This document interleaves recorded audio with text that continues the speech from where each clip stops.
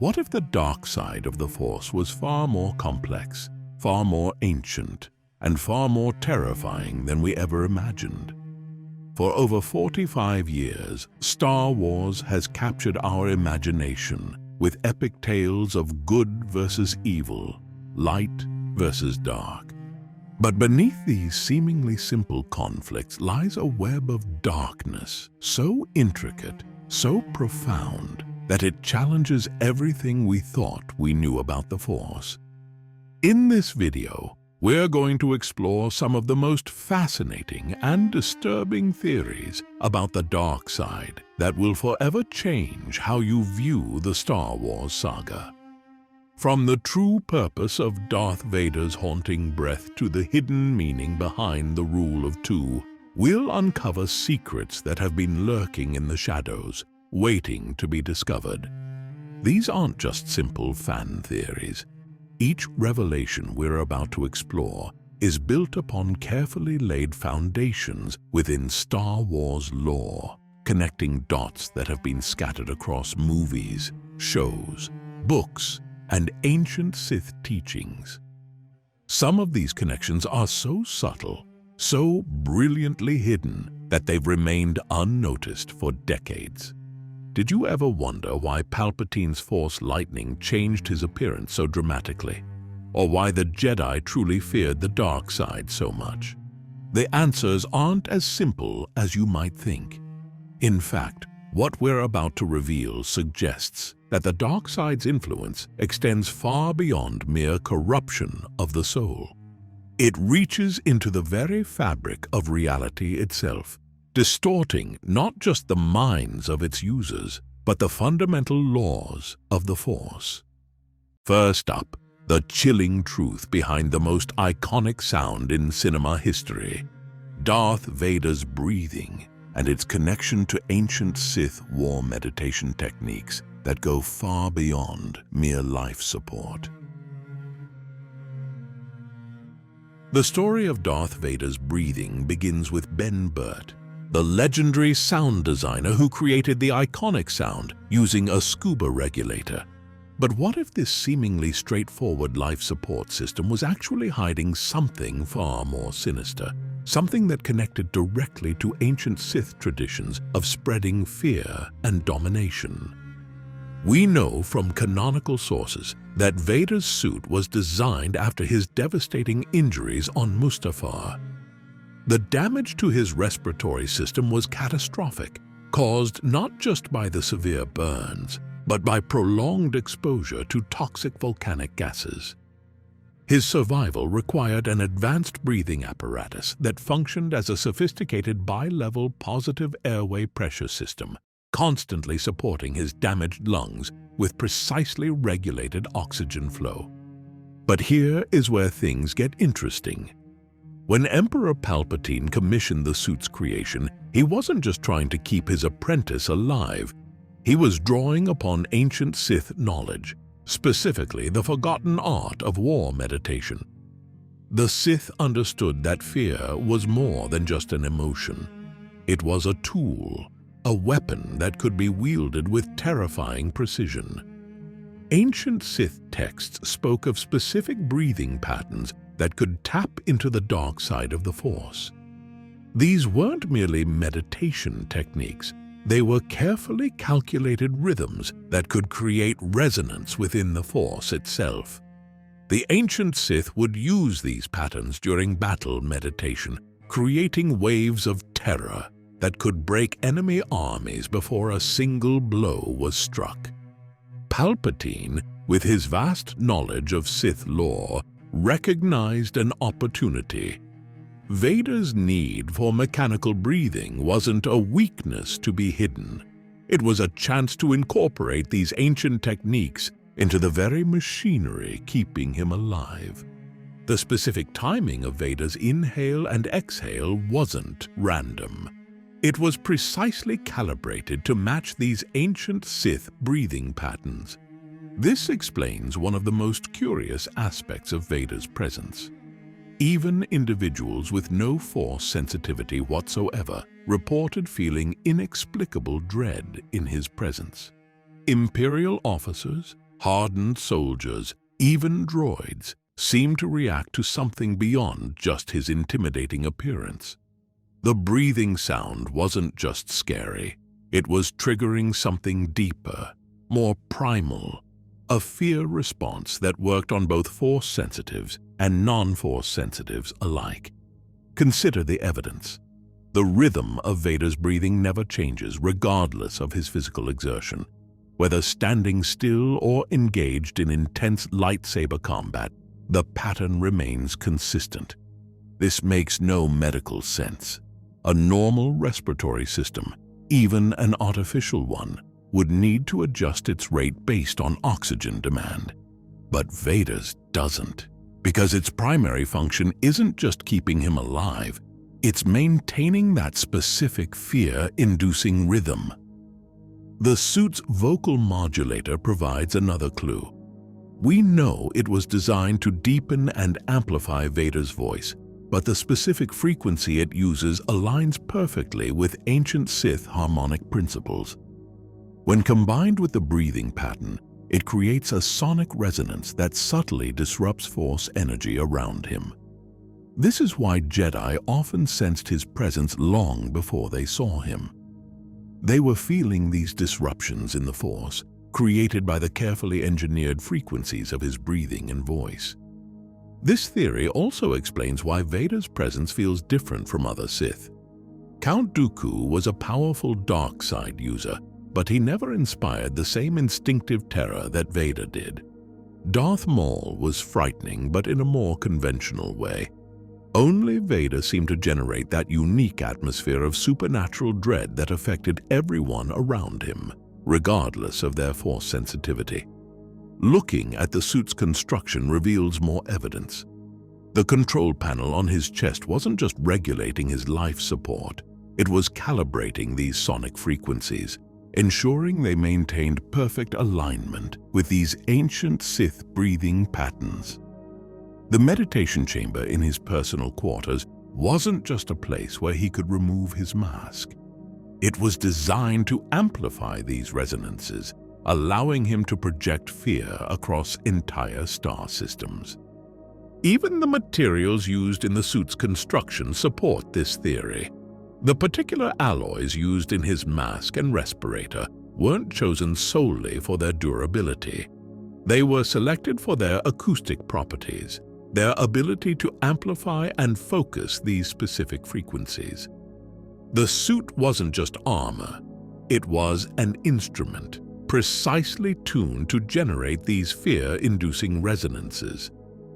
This explains another mysterious aspect of Vader's character. Why did he spend so much time in meditation?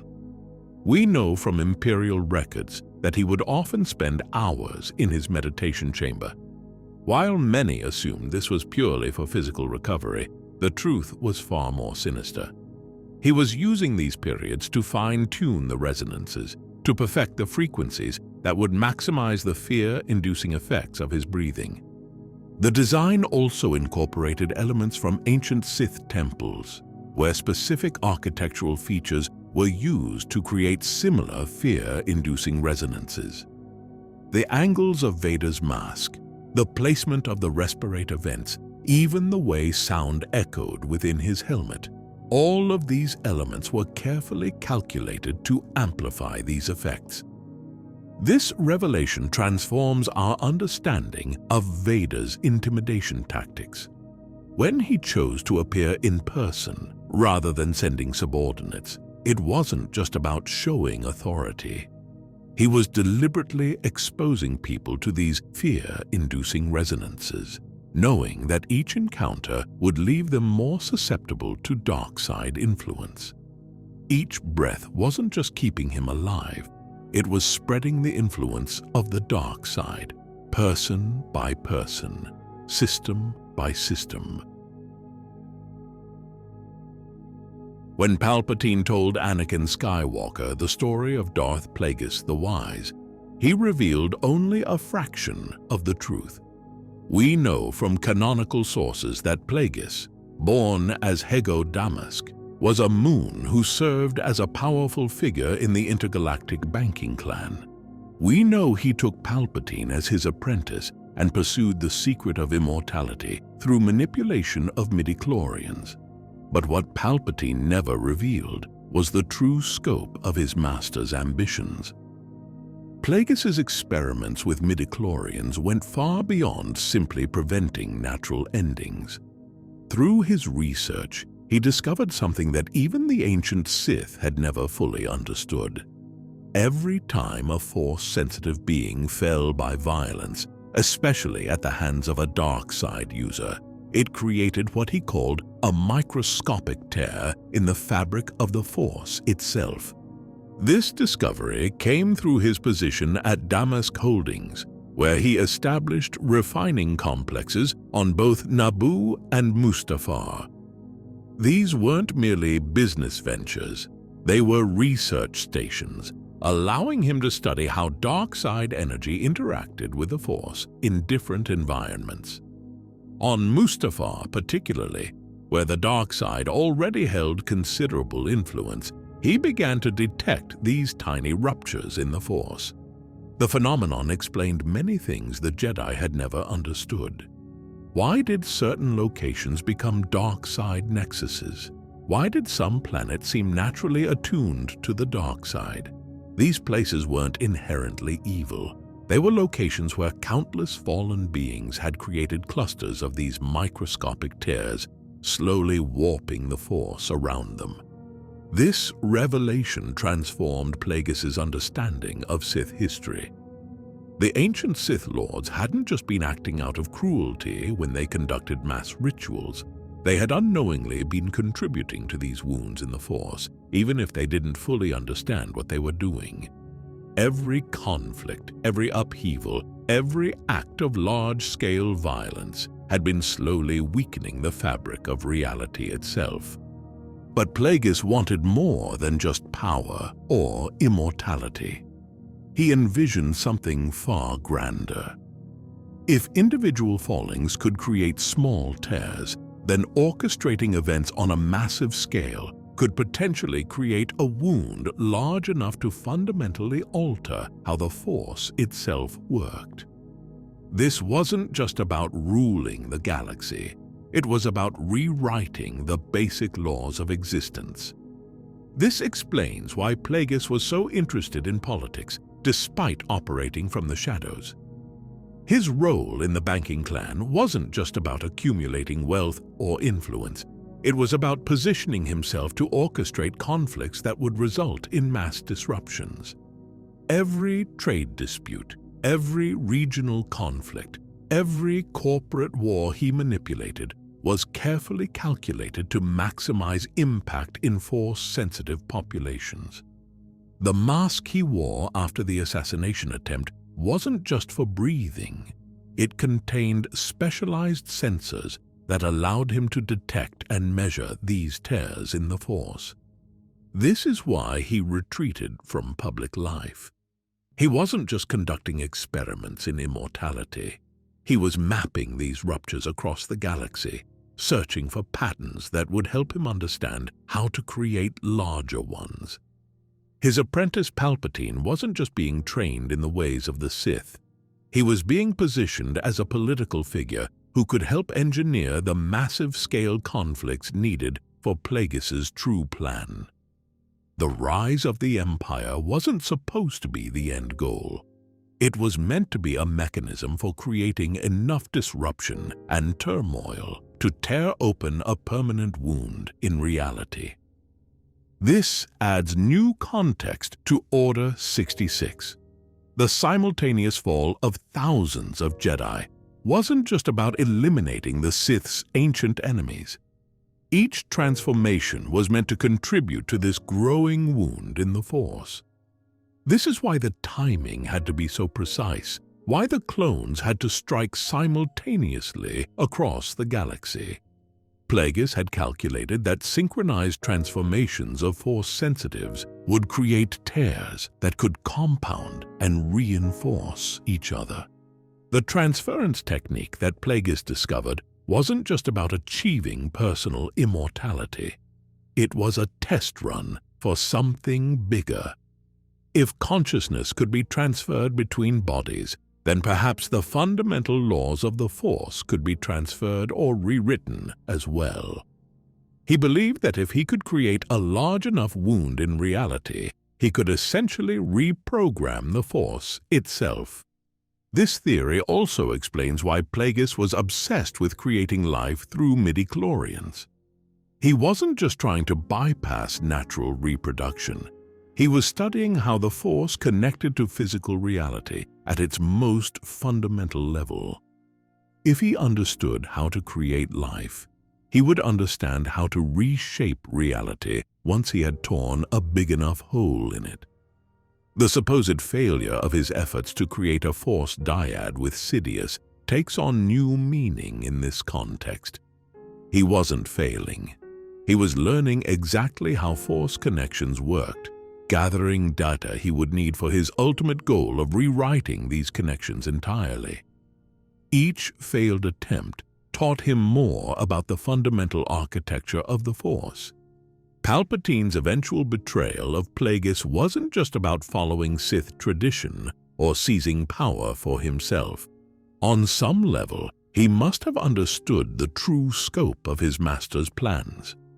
Creating controlled tears in reality was one thing, but attempting to rip open a permanent wound in the Force itself risked destroying everything, including the power Palpatine himself sought to control. In the end, the true tragedy of Darth Plagueis the Wise wasn't that he could save others from natural endings, but not himself. It was that he came closer than anyone in history to fundamentally altering the nature of reality itself, only to be stopped by an apprentice who lacked the vision to see beyond mere galactic domination. When Palpatine ended his master's journey in his sleep, he wasn't just removing his master. He was unknowingly preventing the most ambitious attempt to reshape the Force in the history of the galaxy.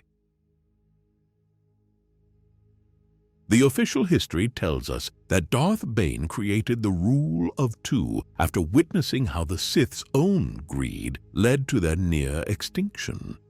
But what if this most fundamental doctrine of the modern Sith was actually their greatest weakness, carefully engineered by their ancient enemies? Historical records show that a millennium before the Clone Wars, the Sith and Jedi were nearly equal in numbers. The Sith's unchecked ambition turned them against each other, allowing the Jedi to strike when they were weakened. This is where the conventional story tells us Darth Bane emerged as the sole survivor, creating the Rule of Two to prevent future infighting. But hidden records in the Jedi archives suggest something far more calculated. Long before Bane's time, the Jedi Council had been studying Sith psychology and culture.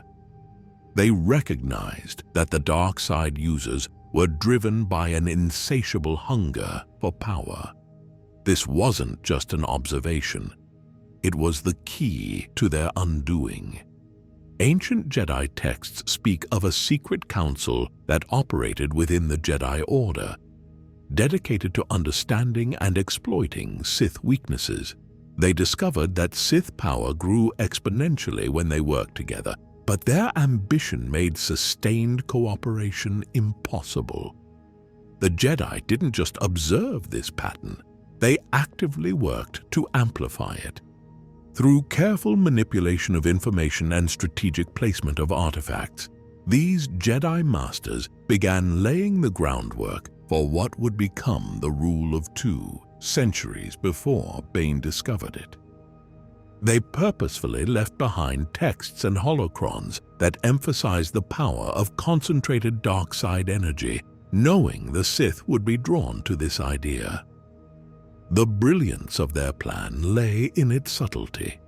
Rather than trying to destroy the Sith directly, they planted the seeds of an ideology that would prevent the dark side from ever achieving its true potential. By suggesting that power could be distilled and concentrated in just two practitioners, they appealed to the Sith's natural inclination toward elitism and domination. Consider the mathematics of their strategy. The ancient Jedi understood that dark side power didn't simply add up when Sith worked together. It multiplied. 100 Sith working in concert could theoretically generate enough power to reshape reality itself. But such cooperation was impossible due to their nature. By limiting them to 2, the Jedi ensured the Sith would never reach even a fraction of their potential power. The rule of 2 wasn't just about preventing infighting. It was designed to create a perpetual cycle of disruption. Every time a Sith apprentice struck down their master, vital knowledge was lost. Techniques and insights that took decades to master would vanish in an instant, forcing each new generation to start almost from scratch. This explains why the rule of 2 survived for so long without being questioned. The Jedi Council embedded specific Force suggestions within the very artifacts that taught the doctrine, making it resistant to scrutiny or change. Even the most intelligent Sith Lords never thought to challenge its basic premises because the compulsion to maintain it had been woven into the teaching itself. The timing of Bane's discovery was no accident either. The Jedi had been waiting for the perfect candidate, someone strong enough to survive their orchestrated purge, but prideful enough to embrace their carefully crafted doctrine. When Bane emerged from the destruction of the Brotherhood of Darkness, he was the perfect vessel for their long-laid plans. This theory also explains several mysterious aspects of Sith history. Why did the Jedi seem so confident in their victory after Bane's apparent destruction? They knew the rule of 2 would keep the Sith permanently weakened. Why did generation after generation of brilliant Sith Lords never question such an obviously limiting doctrine? The compulsion to maintain it was part of the teaching itself. The ancient Jedi's true genius was in making the trap look like a source of power. The rule of 2's emphasis on each generation growing stronger was particularly insidious. It gave the Sith the illusion of progress while actually ensuring they would never achieve the kind of power their ancestors once wielded when working together. Look at how Sith Lords throughout history became obsessed with finding ways around natural limitations. Plagueis sought immortality. Sidious created clones. These weren't just personal obsessions. They were unconscious attempts to break free from the constraints the rule of 2 placed on their potential power. But because they never questioned the rule itself, they never found true solutions. Even the finest details of the doctrine were engineered to ensure destruction. The master had to be powerful enough to be worth learning from, but weak enough to eventually be overcome. The apprentice had to be strong enough to eventually take the master's place, but not so strong that they could do it too quickly. This perfect balance wasn't natural. It was carefully calculated to create endless disruption. The conventional wisdom tells us that Luke Skywalker resisted the dark side through his compassion and moral strength. But what if there was something deeper at work? Something that began the moment he was born, when Anakin Skywalker's fall to darkness coincided with his son's first breath. We know from ancient Sith texts that Force dyads are among the rarest and most powerful connections possible between Force users. Most assume these bonds must be deliberately created, but evidence suggests they can form naturally at moments of intense Force convergence. What moment could be more intense than the simultaneous birth of the galaxy's new hope and the final transformation of Anakin into Darth Vader? This theory explains numerous mysteries about Luke's journey. Consider how he was able to resist the dark side with seemingly less training than other Jedi. While his father fell after years of formal instruction under the Jedi Order, Luke remained steadfast with only brief training from Obi-Wan and Yoda. The traditional explanation credits his pure heart, but there might have been another factor at work. Through their dyad connection, every time Vader embraced the dark side, he was unknowingly sending ripples through the Force that reached his son. These weren't just vague disturbances. They were detailed imprints of the dark side's nature, its methods, its temptations. Young Luke wasn't consciously aware of these lessons, but his developing Force sensitivity was absorbing them, learning to recognize and reject dark side energy. This explains why Luke was able to sense good in Vader when no one else could. It wasn't just wishful thinking or naive optimism. Through their dyad, he could literally feel the conflict within his father. Every time Vader struggled with the pull back toward the light, Luke felt it. Every moment of doubt, every flicker of regret, every battle between Anakin and Vader was transmitted through their connection. Look at how quickly Luke learned to recognize dark side manipulation. When Palpatine tried to seduce him on the second Death Star, Luke saw through his tactics almost immediately. This wasn't just because he was morally strong. He had spent his entire life receiving unconscious warnings about these exact techniques through his connection with Vader. The theory also sheds new light on their lightsaber duels. During their first encounter on Cloud City, Vader was holding back, but not just physically. He was also restraining his dark side powers, perhaps unconsciously sensing that unleashing them fully would only strengthen Luke's resistance. Their connection meant that every dark side technique Vader used gave Luke deeper insight into how to counter it. This dynamic reached its peak during their final confrontation. When Vader threatened to turn Leia to the dark side, Luke's fury erupted. But even in that moment of intense rage, he maintained an awareness that others in similar situations lacked. Through the dyad, he could feel exactly where this path led.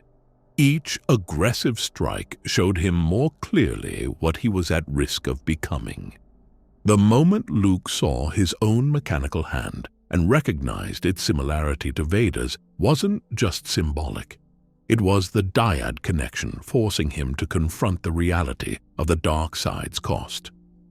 Every pain Vader had experienced, every loss of humanity, every moment of isolation, all of it flooded through their bond. This wasn't just Luke imagining a possible future. He was feeling the actual experience of what the dark side had done to his father. This explains something that has long puzzled scholars. Why did Luke's decision to show mercy have such a powerful effect on Vader? Others had shown Anakin compassion before. Obi-Wan had tried to reach him. Padme had pleaded with him. But Luke's action was different because Vader could feel its authenticity through their dyad. There was no way to dismiss it as manipulation or weakness because their connection let him experience Luke's compassion directly. Their unique bond also explains why Luke was able to maintain his identity even when using abilities that traditionally led to dark side corruption. When he force-choked the Gamorrean guards in Jabba's palace, he didn't begin sliding toward darkness like other Jedi who used such techniques. The dyad had taught him exactly where the line was between using an ability and letting it use you. Consider too how the dyad affected their lightsaber combat styles. Luke developed remarkable skill incredibly quickly, but his technique wasn't just self-taught or based on his brief training. Through their connection, he was unconsciously learning from every lightsaber form Vader used, not just the physical movements, but the underlying philosophies and their relationship to the Force. This theory also explains why Luke was later able to create a new Jedi teaching philosophy that better resisted dark side temptation. His unique perspective wasn't just based on his personal experiences. Through the dyad, he had gained deep insight into how the dark side actually worked, not just the theoretical understanding the old Jedi Order relied on. The Jedi tell us their signature mind trick is a gentle way to avoid conflict, allowing them to influence the weak-minded for the greater good. But hidden records suggest a far darker origin for this supposedly benign technique. What we know as the Jedi mind trick appears to be a modified version of ancient Sith domination practices, carefully repackaged to seem more ethically acceptable. Consider the evidence in the historical record. During the High Republic era, the technique was known as the Mind Touch, a gentler name that obscured its true nature. This rebranding wasn't accidental. The Jedi Council deliberately changed the terminology to distance it from its Sith origins, just as they had done with other appropriated dark side techniques. The most telling evidence lies in how the technique actually works. When a Jedi performs a mind trick, they aren't merely suggesting or guiding. They are literally overwriting another being's thoughts and will. The victim repeats the Jedi's words in a vacant tone and carries out commands against their natural inclinations. This mirrors exactly how ancient Sith mind domination worked, just with less obvious force. The signature hand-wave gesture provides another clue.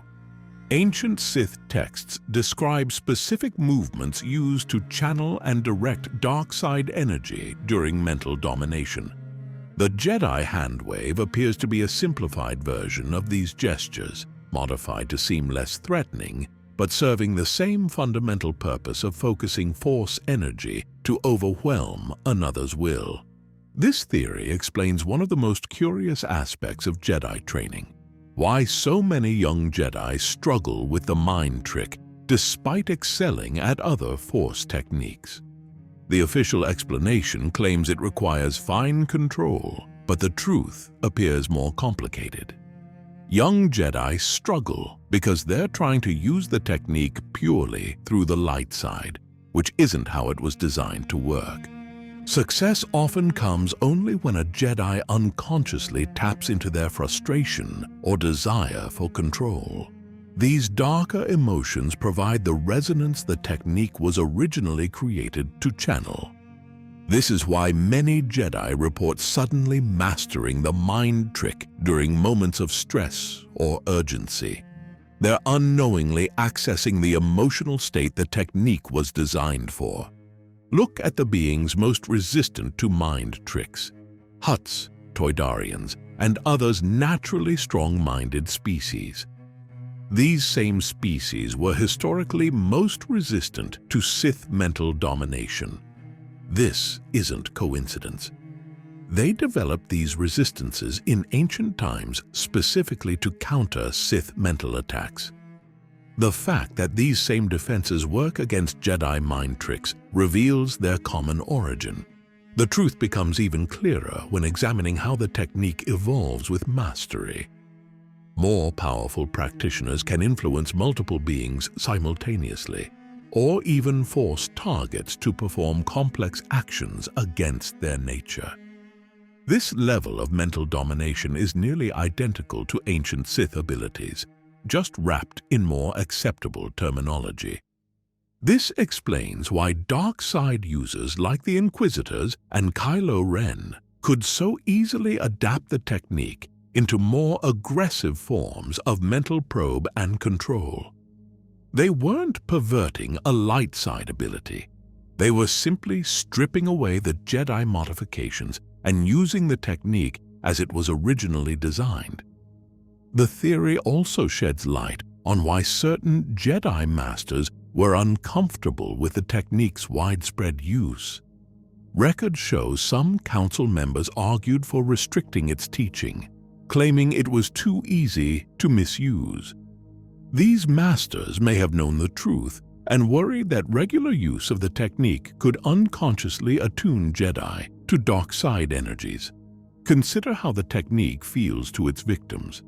Those who recall being influenced report feeling their will being crushed and their thoughts being overwritten. This matches exactly with historical accounts of Sith mental domination.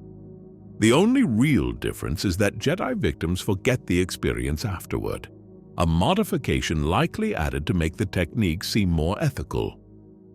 The hand movement itself reveals more through careful study. The gesture creates specific resonance patterns in the Force that ancient texts associate with dark side influence. The Jedi teaching that it serves as a focusing tool is technically true, but incomplete. It focuses specific energies that the Jedi would rather not acknowledge they're using. We can see this connection clearly in instances where multiple Jedi attempt the technique simultaneously, as happened when 3 Jedi Masters jointly interrogated Cad Bane. The combined mental assault caused him intense pain, revealing the technique's true nature when stripped of its gentle facade. This wasn't a perversion of the technique. It was the technique working as originally designed. The official story says Yoda chose Dagobah for his exile because its dark side energies would help mask his presence from the Empire. But what if his choice wasn't just about hiding? What if the most powerful Jedi Master in history had a far more crucial mission, containing an ancient dark side nexus that threatened to corrupt the entire sector? Historical records confirm that Dagobah housed a powerful dark side cave, a nexus point where dark energies gathered and manifested. But this wasn't just any dark side location. Ancient Jedi texts suggest this nexus was actually a wound in the Force itself, one that had been growing slowly but steadily for millennia. The swamp world's unusual properties provide our first clue. The planet's atmosphere interfered with technology, making it difficult to scan or map. This wasn't a natural phenomenon.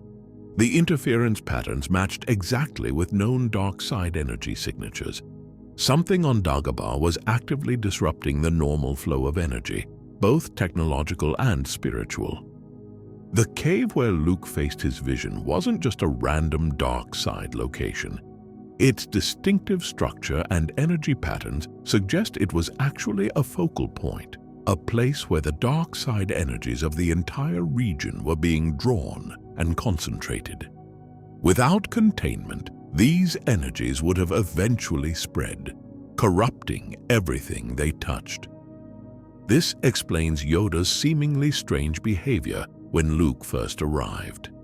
The Jedi Master's apparent senility and erratic actions weren't signs of age or isolation. They were symptoms of the immense mental strain from decades of containing the Nexus. Maintaining such powerful force barriers required constant concentration, explaining why Yoda appeared distracted and often spoke in riddles. Look at how Yoda positioned his home. What seemed like a random mud hut was actually precisely placed at a point equidistant from the cave and 6 other major energy convergence points on the planet. This created a perfect septagonal containment pattern, a technique described in ancient Jedi texts for binding dark side energies. The physical toll of this work was evident in Yoda's appearance.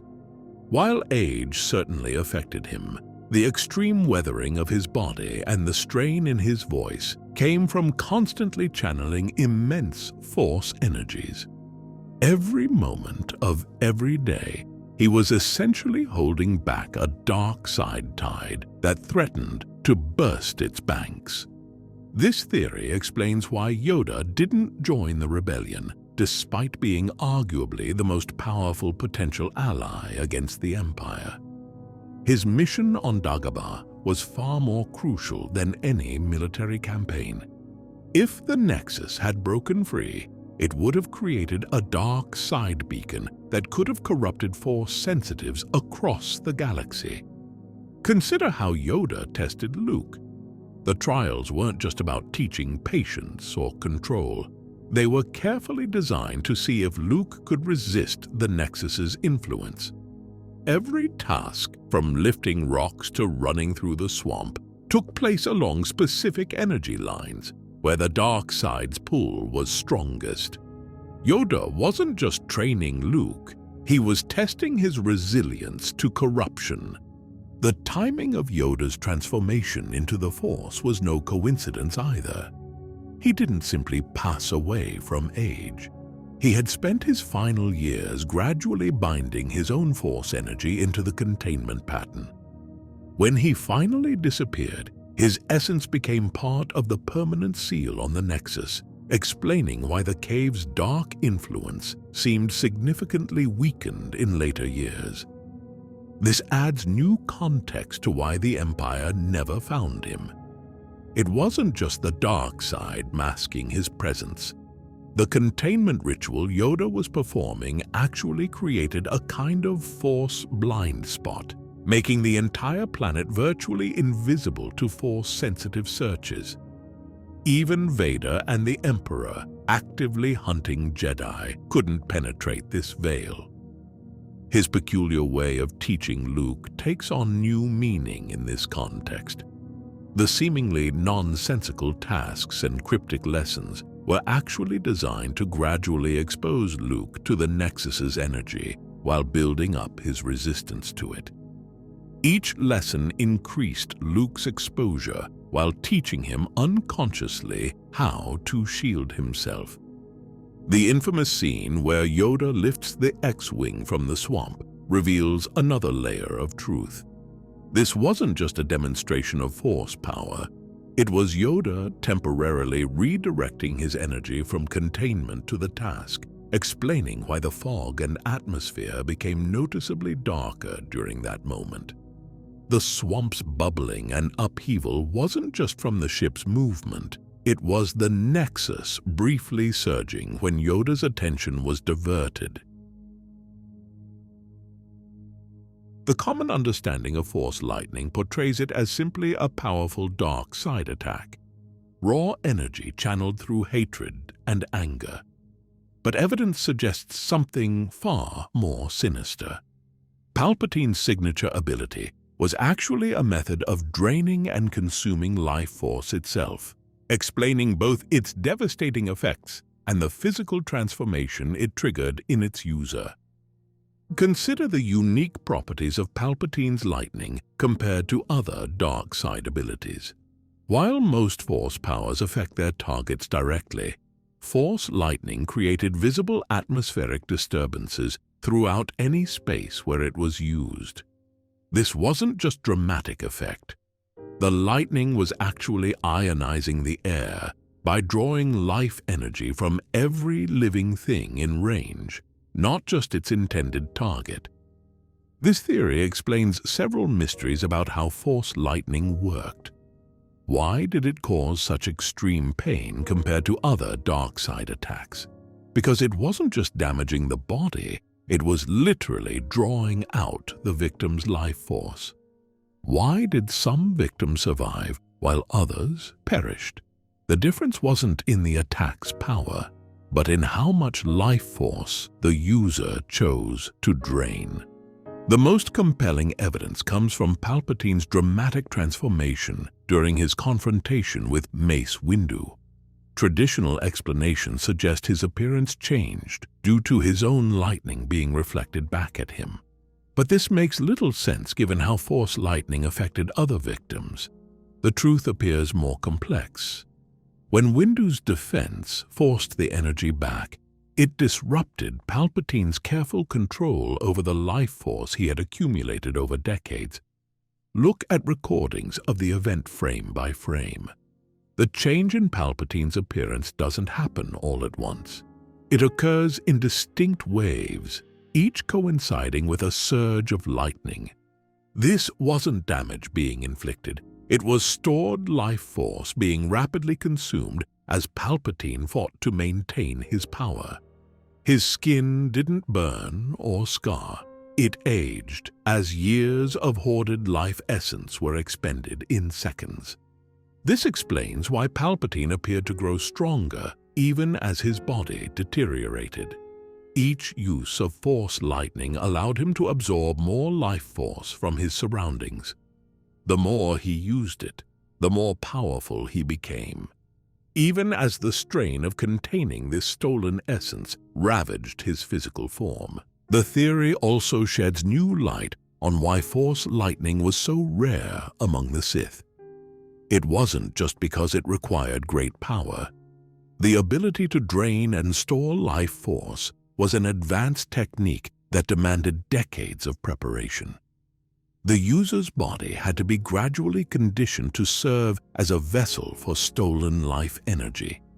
This is why Palpatine's apprentices never fully mastered the ability.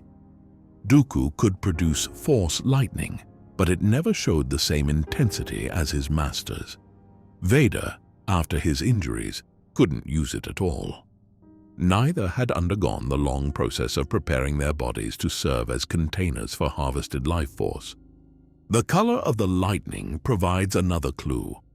While dark side energy typically manifests as red, Force lightning always appeared blue or purple, the same colors associated with life force in ancient Sith texts. What we were seeing wasn't generated energy at all, but the visible effect of life force being forcibly extracted from living beings.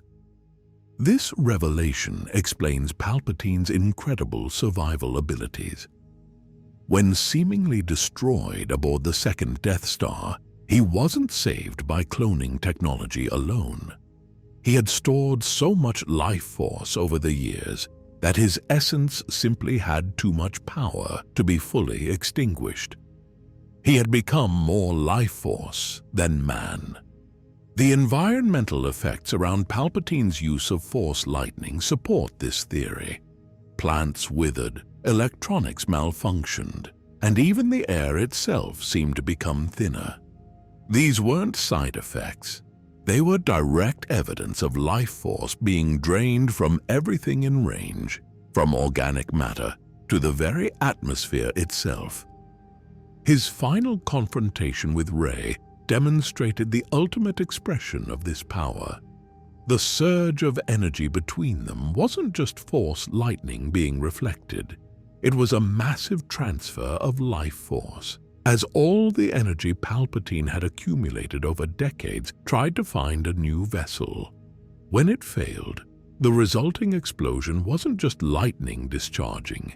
It was the violent release of countless stolen lives, finally breaking free from their captor. Imagine being the engineer who designed the most powerful weapon in history. Would you really leave such an obvious weakness? A single thermal exhaust port that leads directly to the reactor core? It seems almost too convenient. What if I told you this wasn't a mistake at all, but part of something far more sinister? The Death Star wasn't just a battle station. It was a technological marvel 160 kilometers in diameter, constructed using massive quantities of kyber crystals. These weren't ordinary power sources. They were the same mysterious crystals that power every Jedi and Sith lightsaber, crystals that resonate with the Force itself. And aboard this crystal-powered superweapon, 1.7 million military personnel, 400,000 maintenance droids, and 250,000 civilians. That's over 2 million souls, the largest concentration of life ever assembled in a single structure in galactic history. Now, hidden in ancient Sith texts, there are references to rituals of unprecedented power that require massive sacrifices, not just of individuals, but of entire populations. These rituals speak of harnessing the dark energy released in moments of simultaneous mass death, especially when amplified by kyber crystals. A secret sect of dark side cultists within the Empire discovered these texts, and they saw in the Death Star an opportunity that had never before existed in the history of the galaxy. Think about it. What better way to ensure the destruction of millions than to create a deliberate weakness in the galaxy's most heavily defended battle station? The thermal exhaust port wasn't just a vulnerability, it was a trigger. These cultists knew that eventually this weakness would be discovered and exploited. And when that moment came, the simultaneous deaths of over 2 million beings, surrounded by the largest collection of kyber crystals ever assembled, would create a nexus of dark side energy more powerful than anything the galaxy had ever seen. The evidence is there if you look closely enough. The Death Star's super laser used multiple reactors, each powered by kyber crystals. These weren't just arranged randomly. They were positioned according to ancient Sith geometric principles, creating a lattice of dark energy throughout the entire station. The trillion of tons of durasteel forming the station's outer shell wasn't just for protection. It was designed to contain and focus the dark energy that would be released in the station's destruction. But perhaps the most chilling aspect of this theory is what it suggests about Emperor Palpatine himself. As a Sith Lord, he must have known about these cultists and their true intentions. Did he allow them to proceed with their plans, seeing the Death Star as a win-win scenario? If it remained operational, it would serve as the ultimate weapon of fear. If it was destroyed, it would fuel a ritual of unimaginable dark power. This explains something that never made sense. Why were the complete technical readouts of the Empire's most secret weapon stored in a facility on Scarif that could be breached by a small team of rebels? Why did the Empire, with all its resources and engineering might, never fix such an obvious weakness? The answer becomes clear when you see the bigger picture. The plans weren't stolen. They were meant to be found. The weakness wasn't a flaw. It was an invitation. Consider the location of the exhaust port itself, at the end of a narrow trench, requiring precise targeting that only a Force-sensitive pilot could achieve. The cultists knew that only a Force user could destroy the station, adding another layer of dark significance to the ritual. The destruction had to come through the Force itself, creating a perfect circle of dark energy. The theory becomes even more disturbing when you consider the timing. The Death Star's destruction occurred at a crucial astrological alignment, one that ancient Sith writings claimed would amplify dark rituals by orders of magnitude. Was it mere coincidence that the Battle of Yavin occurred at exactly this moment? Or was this too part of the cultists' grand design? If this theory is true, it raises a terrifying question. What exactly was unleashed when the Death Star exploded? The destruction of Alderaan was a tragedy that created a wound in the Force. But the Death Star's destruction, with its specific circumstances and dark purpose, might have torn open something far worse. Did this ritual succeed? Did it create a surge of dark side energy that rippled through the galaxy, subtly influencing events in ways we're only beginning to understand? Perhaps this explains why the Empire began construction on a second Death Star so quickly after losing the first. Not because they failed to learn from their mistakes, but because the cultists needed another attempt at their ritual. The second Death Star was even larger, with room for more kyber crystals and more potential sacrifices. Its destruction above Endor might have been part of an even grander dark design.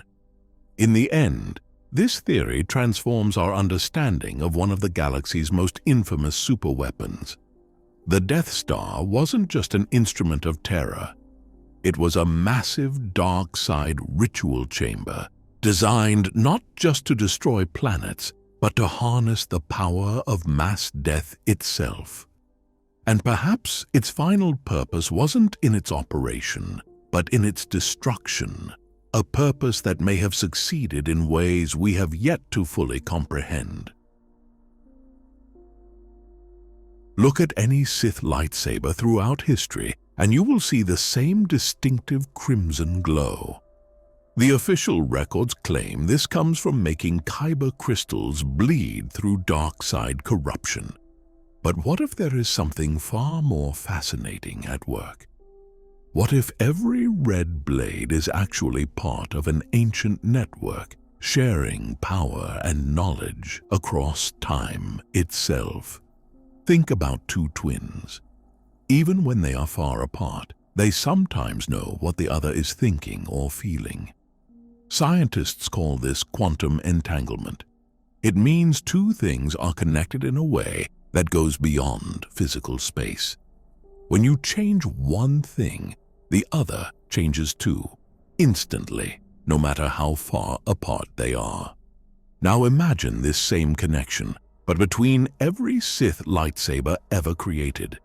Each crimson blade is like a twin to all the others. When a Sith crafts a new lightsaber, they are not just creating a weapon. They are adding another node to a vast web that stretches back thousands of years to the very first Sith who wielded a red blade. The evidence is hidden in plain sight. Throughout history, Sith apprentices have reported strange visions and sensations when first constructing their lightsabers. They catch glimpses of ancient battles. They learn fighting techniques they never studied. They feel the presence of long-dead Sith Lords guiding their hands. The official explanation is that these are just Force visions.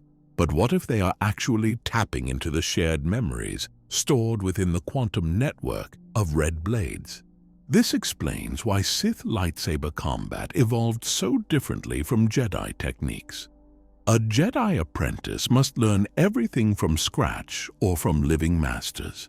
But a Sith apprentice unconsciously draws upon the collective experience of every Sith who came before them, transmitted through the quantum connection between their blades. Look at how Sith lightsabers are constructed. The kyber crystals must be precisely aligned. The focusing lens has to be calibrated to exact specifications. We are told this is just about properly channeling the dark side energies.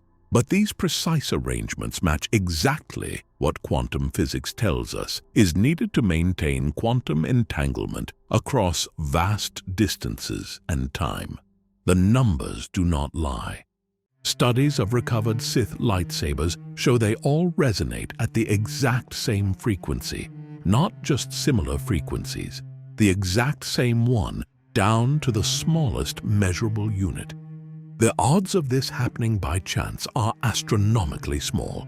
This is the signature of quantum entanglement at work. This network explains another mystery. How did the rule of two Sith maintain their power and knowledge over 1,000 years in hiding? The answer was literally in their hands. Each master and apprentice could access the accumulated wisdom of all previous Sith through their connected blades. No need for holocrons or ancient texts that could be discovered. The knowledge lived in the quantum network itself. Consider what happened when Anakin Skywalker first constructed his Sith lightsaber as Darth Vader. Within days, he was wielding it with a mastery that should have taken years to develop. We are told this was just his natural talent combined with the dark side. But what if he was actually receiving the muscle memory and combat knowledge of thousands of ancient Sith transmitted through his blade's quantum connection to theirs? The implications go even deeper. When a Sith uses their lightsaber in battle, they are not just drawing upon their own connection to the dark side. They are channeling the dark side power of every Sith who ever lived, focused through the quantum network of crimson blades. This is why Sith can often seem to possess power far beyond their apparent capabilities. This theory transforms our understanding of pivotal moments in galactic history. When Darth Maul fought Qui-Gon Jinn and Obi-Wan Kenobi, he was not just one Sith against two Jedi. He was wielding the combined combat experience of every Sith duelist who ever lived. When Count Dooku faced Master Yoda, he was not just drawing upon his own considerable skills. He was accessing the power of the entire Sith lineage through his curved hilt blade. The quantum network may also explain why Sith lightsabers feel inherently wrong to Jedi who encounter them. It is not just the dark side energy they sense. They are detecting the impossible quantum connection between the blade and thousands of others across time and space. The wrongness they feel is the fundamental violation of normal physics that the network represents. Some theorists believe this network still exists today, waiting to be reactivated. Every time a dark side user constructs a red-bladed lightsaber, whether they know it or not, they are creating a new connection to this ancient web. The quantum entanglement that binds all Sith blades together transcends time itself. The network is not just a remnant of history. It is a living thing, growing with each new crimson blade that ignites in the galaxy. This means the power of the Sith never truly died. It lives on in the quantum realm, connecting every red blade that was or will be. When you look at a Sith lightsaber, you are not just seeing one weapon. You are seeing an access point to the greatest dark side weapon ever created.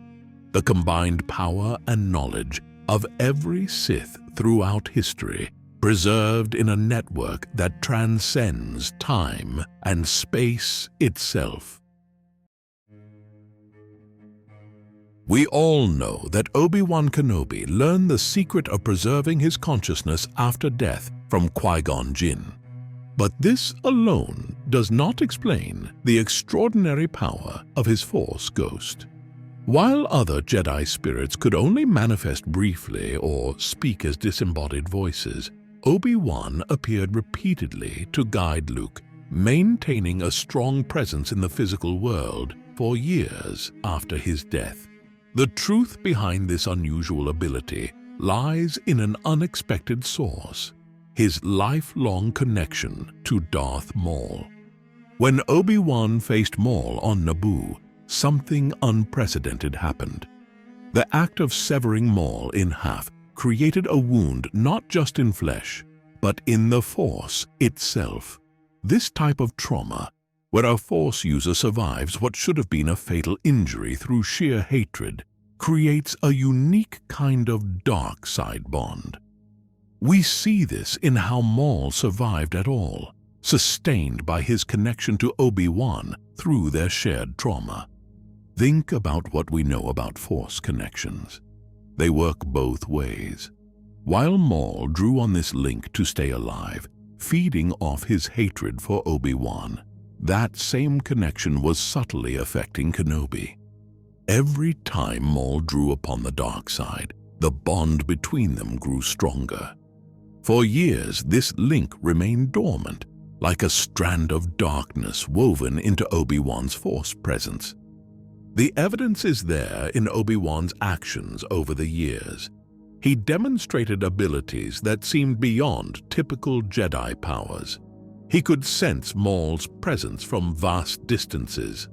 He knew exactly where to find him on Tatooine all those years later. This was not just good tracking or intuition. It was this dark side bond guiding him. The true significance of this connection revealed itself in their final confrontation on Tatooine. When Obi-Wan struck Maul down that last time, something extraordinary happened. The dark side energy that had kept Maul alive all those years, all the power he had accumulated through his hatred and pain, had to go somewhere.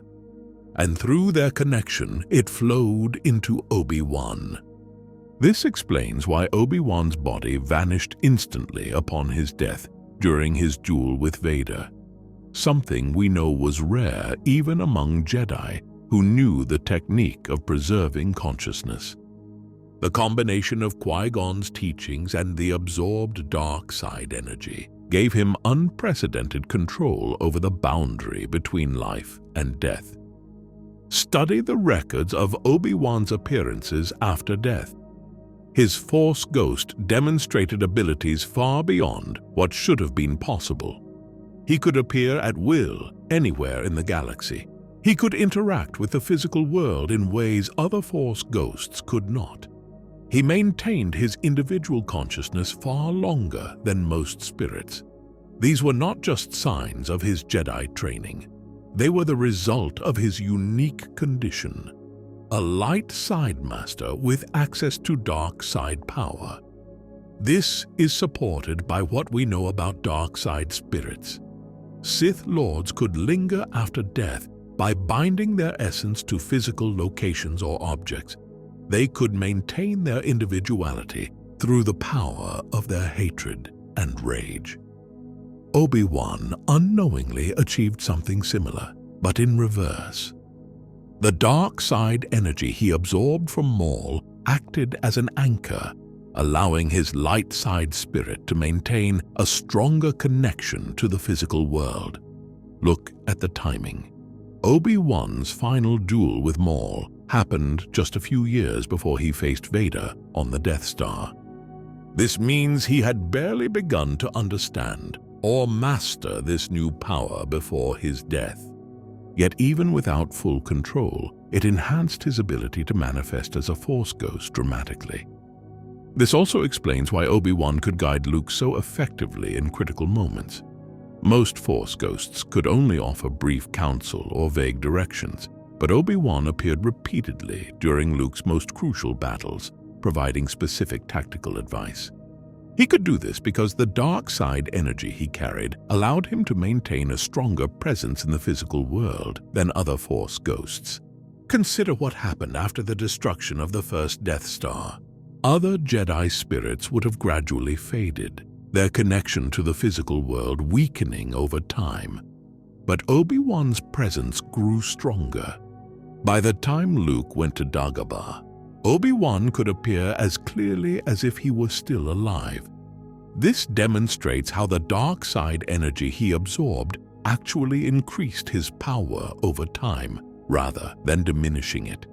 This theory also sheds new light on why Obi-Wan seemed so certain about letting Vader strike him down. He knew that death would not diminish his ability to help Luke, but would actually enhance it. The dark side energy he carried would ensure he maintained a strong connection to the physical world, allowing him to continue guiding Luke even after his physical form was gone. The implications of this theory go even further. It suggests that Obi-Wan discovered, perhaps accidentally, a way to balance light and dark side energies that even the ancient Jedi had not imagined. He did not fall to the dark side by absorbing Maul's power, nor did the dark side energy corrupt his spirit after death.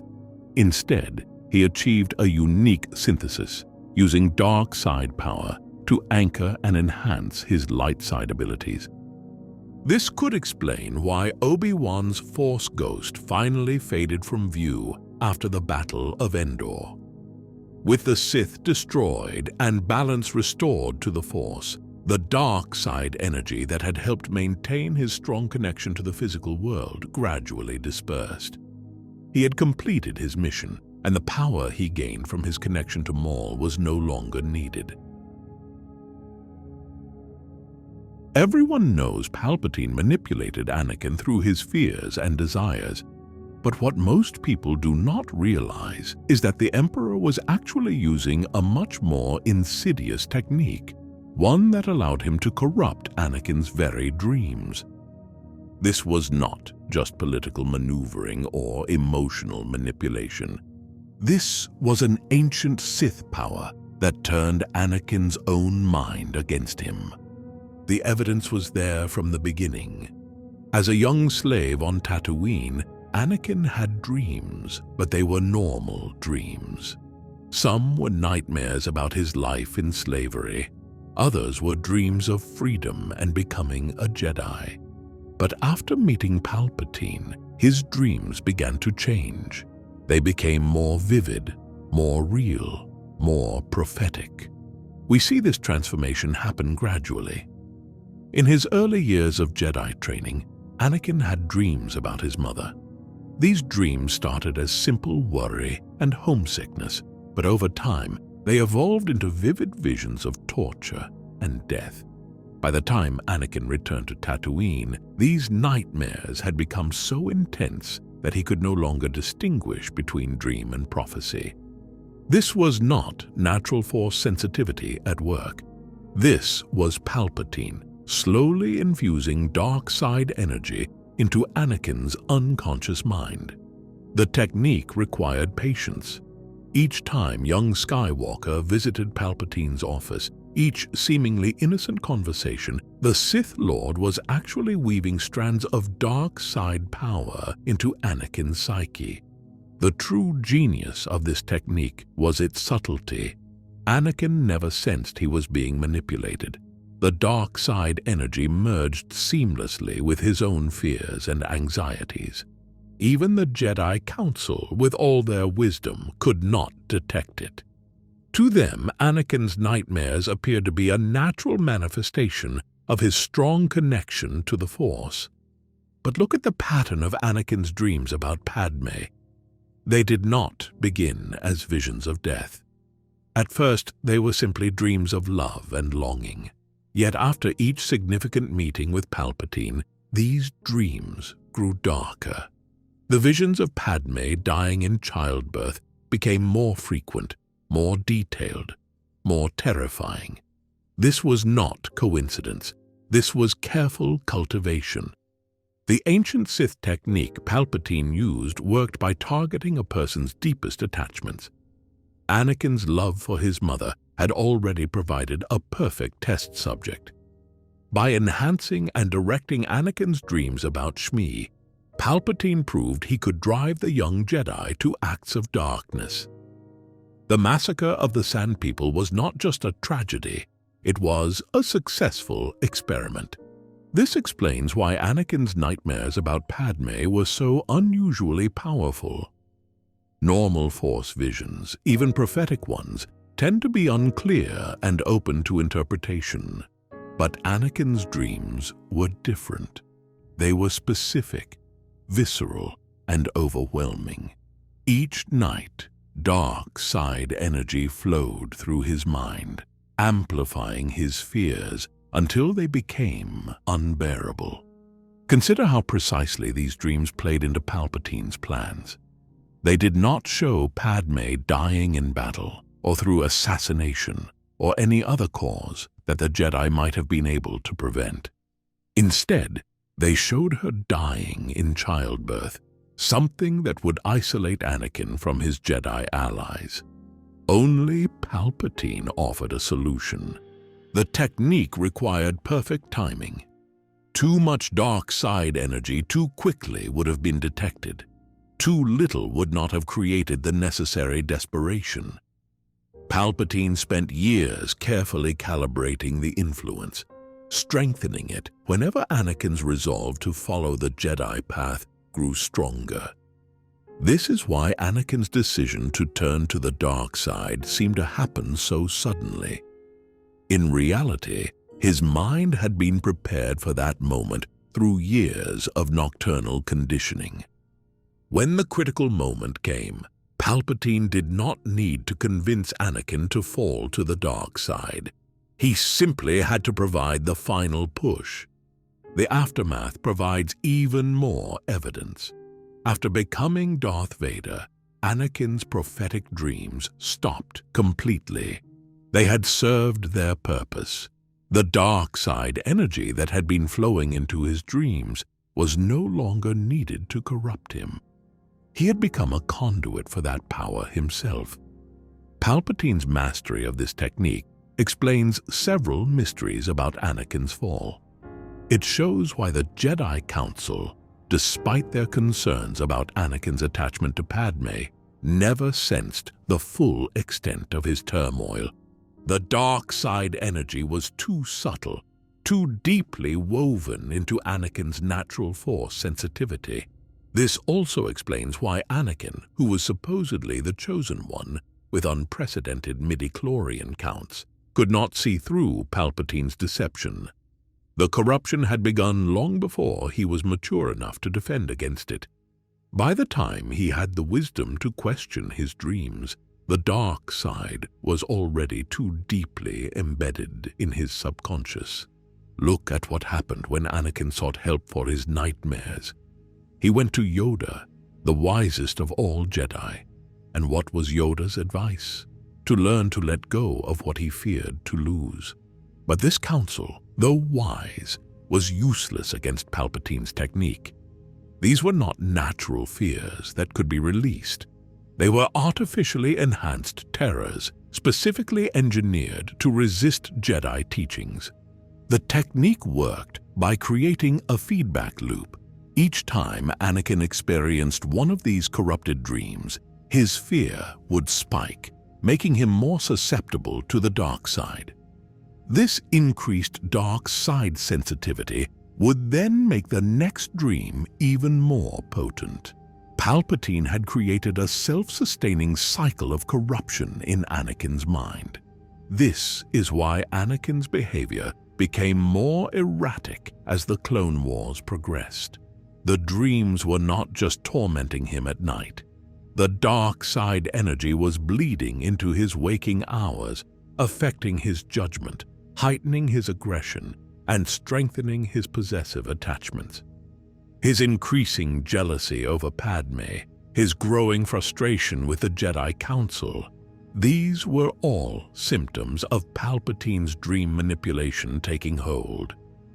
The final proof of this theory lies in how quickly Anakin adapted to using the dark side after his fall.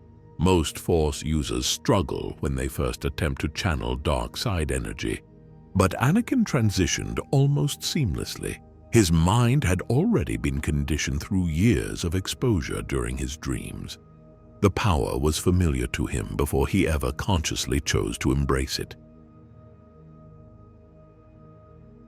The story of Ben Solo's fall to the dark side seems simple on the surface. A powerful Force user, seduced by tales of his grandfather's power, becomes obsessed with Darth Vader's legacy. But what if we have the sequence of events completely backward? What if Kylo Ren did not seek out Vader's helmet because he turned to the dark side, but rather turned to the dark side because the helmet sought him out? The truth starts with Luke Skywalker's decision to keep his father's damaged helmet after the Battle of Endor, a seemingly innocent choice, holding on to a memento of the father who sacrificed everything to save him. Luke saw it as both a reminder of redemption and a warning about the seductive power of the dark side. But this relic was far more dangerous than anyone realized. The helmet itself was saturated with dark side energy. Think about its final moments.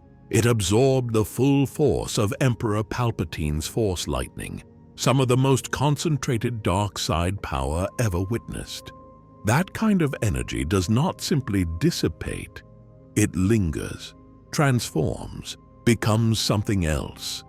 The helmet became like a Sith holocron, but more insidious because no one recognized its true nature.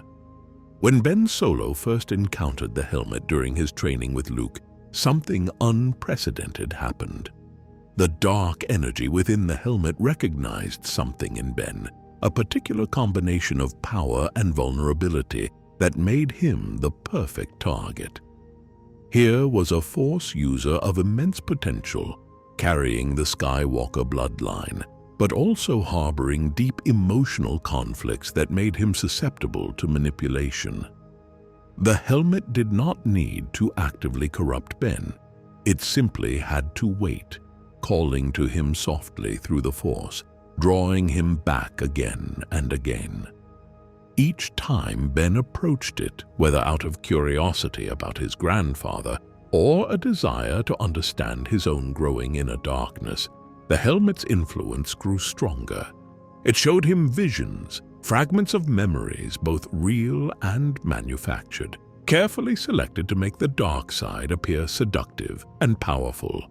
This explains how Ben could fall to darkness while under Luke's direct supervision. The helmet acted as a sort of back door, allowing dark influences to bypass all of Luke's protective teachings and watchful guidance. Everyone believed Ben was safe within the Jedi Temple, but the source of corruption was already inside, disguised as a family heirloom. The helmet's influence was subtle at first. It might show Ben a memory of Vader's power, then let Ben's natural curiosity draw him back for more. It could sense Ben's moments of doubt or frustration and respond with visions that resonated with those emotions. Every time Ben felt misunderstood by his fellow students, the helmet would show him how the Jedi had feared and rejected Vader's power. When Ben struggled with anger, it would show him the liberation of embracing such feelings. This was not just dark side energy working randomly.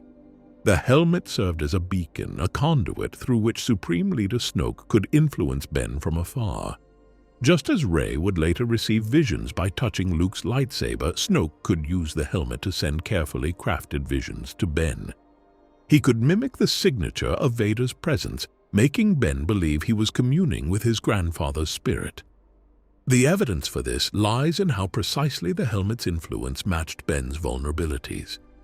It did not simply broadcast dark side energy, it responded to Ben's thoughts and feelings, offering exactly the kind of guidance and validation he craved. This level of specific manipulation suggests an intelligence behind it, most likely Snoke, using the helmet's dark side energy as a communication channel. This explains several mysteries about Kylo Ren's character. His obsession with the helmet was not just admiration, but an actual Force bond created through years of exposure. His violent mood swings and emotional instability were symptoms of long-term contact with concentrated dark side energy. Even his fighting style, raw and aggressive, reflected the uncontrolled nature of the power he had been absorbing from the helmet. The true genius of this corruption was its patience. The helmet did not turn Ben to the dark side in a single moment. It worked slowly, methodically, planting seeds of darkness that would grow over years. By the time Ben fully embraced the dark side and became Kylo Ren, his fall seemed sudden to everyone else. But in reality, it had been happening gradually, right under their noses, guided by the malevolent beacon sitting in plain sight. This adds another layer of tragedy to Luke's story. The very object he kept as a reminder of redemption became the instrument of his nephew's corruption. The helmet that symbolized Anakin Skywalker's return to the light became a dark side beacon that dragged his grandson into darkness. And most tragically of all, Luke probably realized this too late, understanding that his own choice to preserve this relic had inadvertently provided the dark side with its opportunity to corrupt Ben. Everyone jokes about stormtroopers having terrible aim. It has become such a well-known fact that even bounty hunters across the galaxy mock them for it. But what if this was not just poor training or badly designed equipment? What if their infamous inaccuracy was actually engineered on purpose through subtle dark side influence built into their very helmets? Consider this. The Empire inherited its military foundation from the Clone Wars, including armor design and combat training. Clone troopers were legendary for their accuracy and combat effectiveness. Yet somehow their successors, the Stormtroopers, despite using supposedly improved equipment, became notorious for missing their targets. The evidence for deliberate sabotage appears when we look at the helmet design. In Star Wars Rebels, we see Captain Rex, an elite clone trooper, completely unable to hit targets while wearing a Stormtrooper helmet. The moment he removes it, his legendary accuracy returns. Luke Skywalker reports the same issue in A New Hope, saying he cannot see properly in the helmet. But these were not design flaws. They were features. Darth Vader, who helped oversee the transition from clone troopers to stormtroopers, made subtle modifications to the helmet design. He incorporated elements that would subtly channel dark side energy, creating a constant low-level interference with the wearer's natural targeting abilities. Not enough to make them completely ineffective, but just enough to ensure they could never achieve the deadly accuracy of their clone trooper predecessors. This served multiple purposes. First, it prevented any potential uprising against Sith leadership. An army of soldiers with perfect accuracy would be a threat, even to Force users.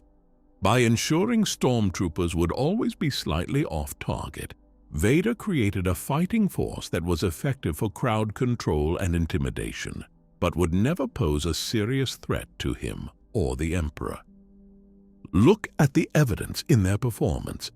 Stormtroopers are surprisingly accurate when suppressing civilian populations or fighting untrained rebels. Their aim only becomes remarkably poor when facing main characters who are important to the Force. This is not plot armor or coincidence. The dark side energy in their helmets actively interferes more strongly when they target Force-sensitive individuals or those who are crucial to the balance of the Force. The helmet design includes specific elements that facilitate this dark side influence. The distinctive angular patterns are not just aesthetic choices. They create energy channels similar to those found in Sith artifacts, designed to collect and direct dark side energy. The glossy white finish serves as a resonating surface, maintaining a constant low-level field of dark side interference. This explains why elite units like Death Troopers have better accuracy. Their specialized helmets are constructed differently, without these dark side conducting elements. But they are also extensively screened for Force sensitivity and loyalty, making them safe to trust with more accurate weapons. Consider what happened whenever someone else wore Stormtrooper armor. Luke, Han, and various rebels all struggled with accuracy while wearing the helmets, but we know these individuals are capable shots in other circumstances. The helmets affected everyone who wore them, regardless of their natural skill level. The genius of this plan was its subtlety. No one would suspect that poor marksmanship was actually the result of dark side influence. Everyone simply accepted that stormtroopers were poorly trained or that their equipment was badly designed.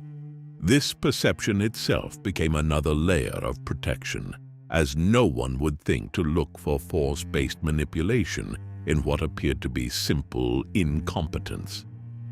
The dark side energy channeled through the helmets had other effects beyond just accuracy.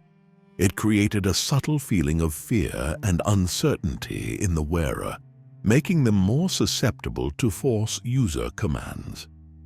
This explains why stormtroopers were so easily influenced by Jedi mind tricks.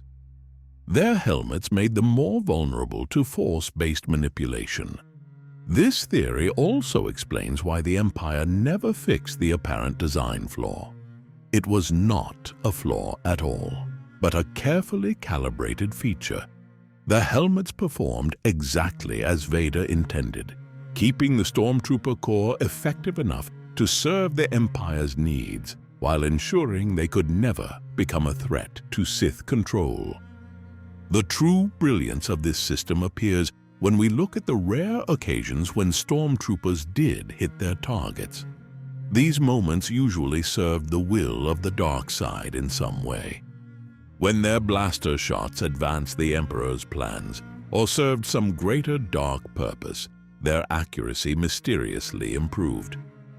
Think about the boarding of the Tantive 4. The Stormtroopers showed remarkable accuracy when their success served Vader's plan to plant the tracking device on the Millennium Falcon. Later, on the Death Star, their poor aim allowed the heroes to escape, exactly as Vader intended. The dark side energy in their helmets was actively adjusting their accuracy based on the Sith Lord's will. This system proved so effective that it became standard in all Imperial armor designs. Scout troopers, tank drivers, even TIE fighter pilots all wore helmets incorporating these dark side conducting elements. This created an entire military force that could be subtly controlled through the dark side without anyone ever realizing it. Everyone knows the Jedi Code forbids attachment. We have always been told this was about emotional control, about preventing fear and jealousy from leading to the dark side. But what if the truth was far more dangerous? What if the real reason behind this ancient rule was to prevent something the Jedi feared even more than the dark side itself, the uncontrolled evolution of Force-sensitive bloodlines? Throughout galactic history, the Jedi collected extensive records about Force-sensitive individuals. They noticed a pattern so alarming that they buried it deep in their most restricted archives. When Force-sensitive beings had children with other Force-sensitives, their offspring often showed power beyond anything previously recorded. If these family lines continued for multiple generations, the concentration of Force sensitivity would increase exponentially. But there was a terrible cost. These children of combined Force bloodlines would manifest powers far too intense for their physical forms to contain. Many would die young, their bodies literally burning out from the overwhelming Force energy coursing through them.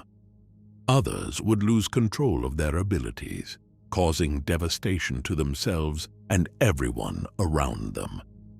The few who survived childhood would often go mad from the constant overwhelming connection to the Force.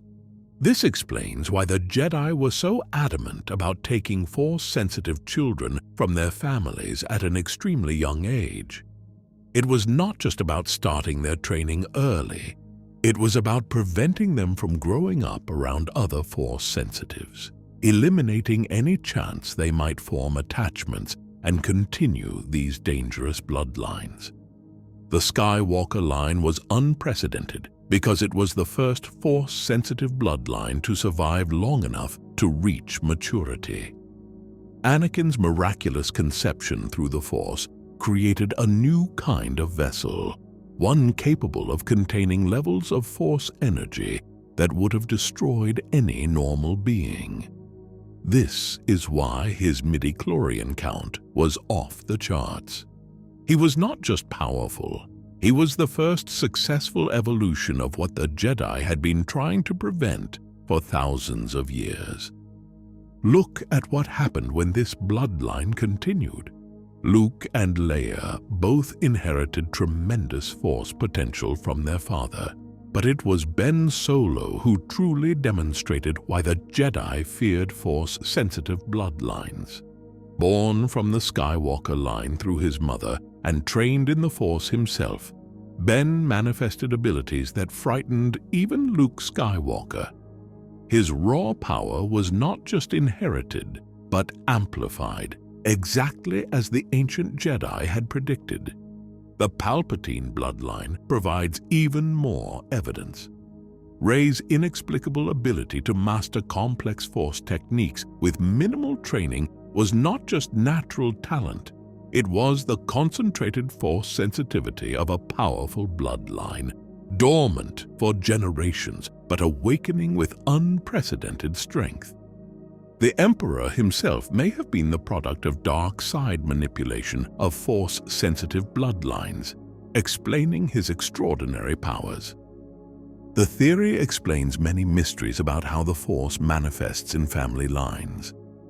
Why did the Jedi counsel members who fell in love to leave the Order rather than trying to accommodate them?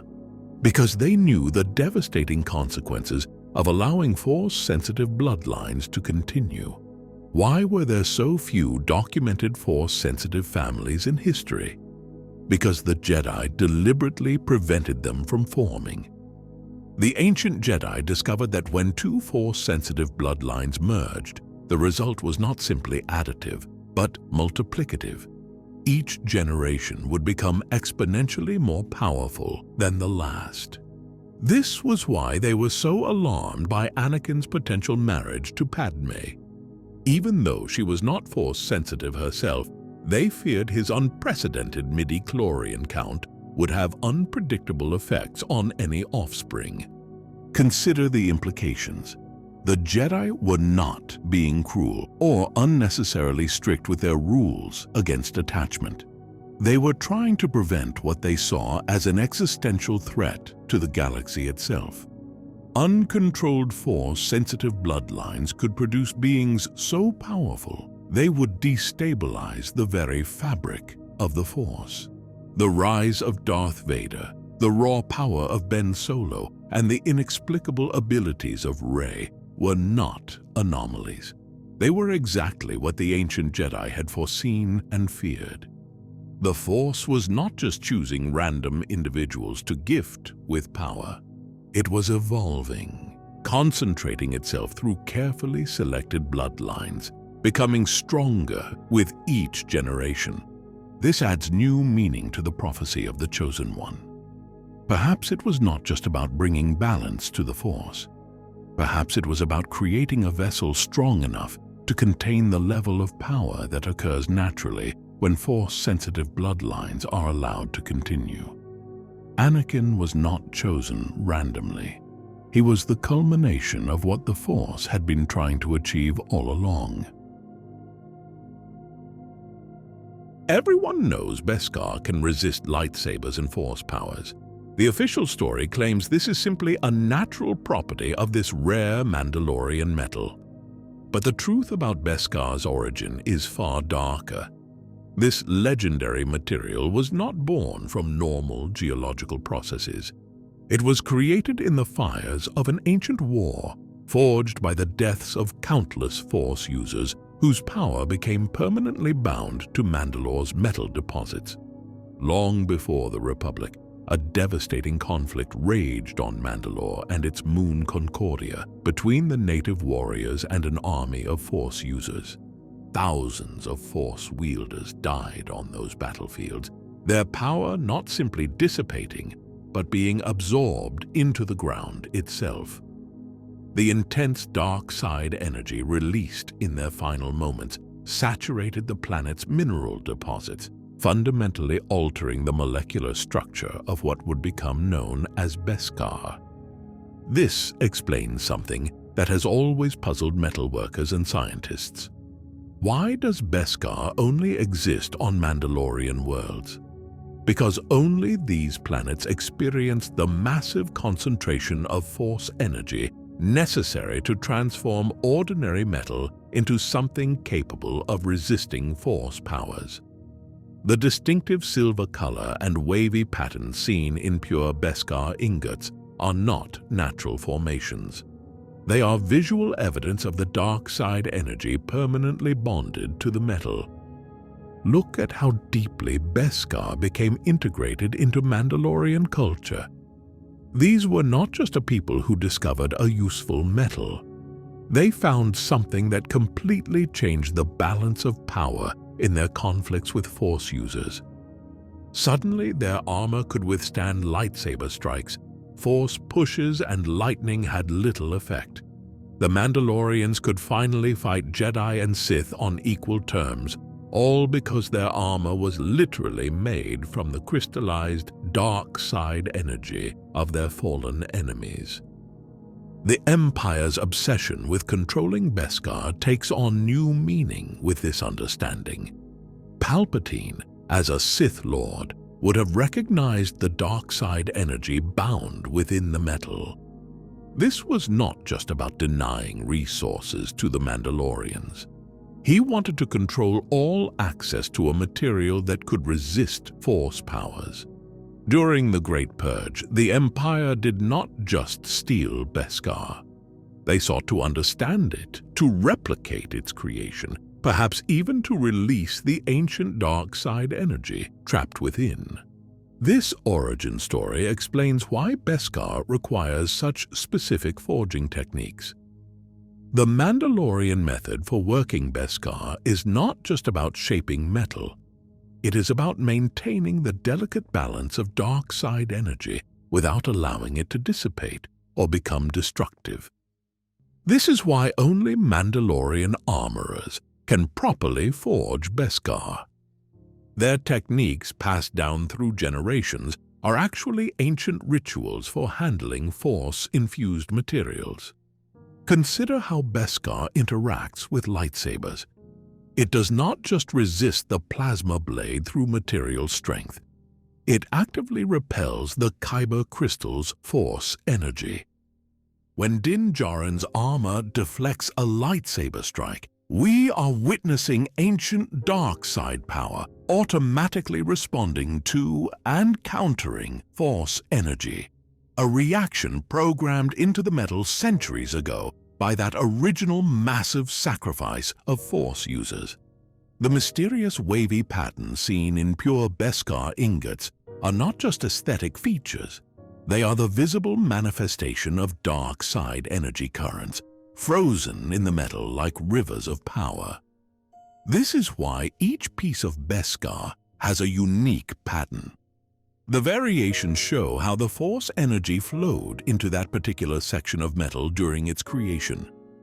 This dark origin also explains why Beskar cannot be artificially recreated despite the Empire's best efforts.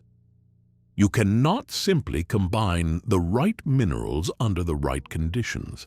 The key ingredient is the dark side energy that can only come from the death of Force users, and even then, only when that energy is released in sufficient quantity to permanently alter matter itself.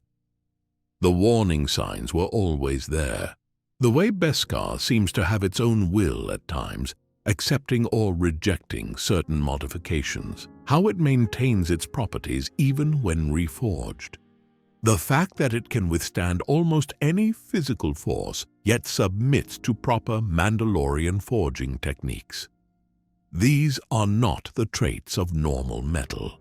They are the behaviors of a material saturated with Force energy. This revelation adds new context to the Mandalorian, saying that every piece of Beskar has a story. They are not just talking about the armor's history of battle and honor. Each piece of Beskar literally contains the final moments of ancient Force users, their power preserved in the metal structure. When a Mandalorian dons their armor, they are wearing more than protection. They are carrying the preserved dark side energy of an ancient battlefield, turned from a weapon of destruction into a shield of protection.